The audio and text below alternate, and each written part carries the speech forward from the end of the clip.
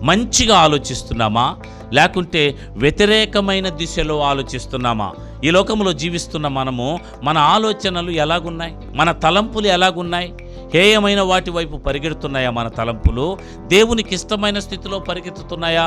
హవ్వకు పరిగెచ్చినట్లు మనకు పరిగెడుతున్నాయా? సాతానుడు మాటలకు లోబడుతున్నాం. మన జీవితంలో సాతాను ఇష్టాలకు లోబడిపోయి మన జీవితంలో మనం ఎలాగా ఆలోచిస్తున్నాం, మన ఆలోచనలు, మన తలంపులు ఎలాగున్నాయి? ఈ లోకంలో మన నడవడిక ఎలాగుంది, మన ప్రవర్తన ఎలాగుంది? మన ఆలోచనలు బట్టే మనం నడుస్తాం. తెలుసా, మనం ఏదైతే ఆలోచిస్తుంటామో దానిని చేయడానికి ఎక్కువ ఇష్టపడతాం.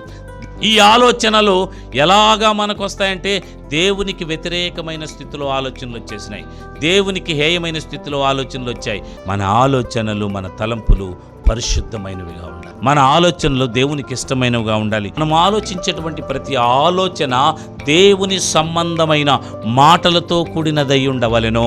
మనం ఆలోచించేటువంటి మన ఆలోచన పాపము లేనిదై ఉండవలెను. మనం ఆలోచించేటువంటి ఆలోచన దేవునికి హేయము కానటువంటిదై ఉండవలెను.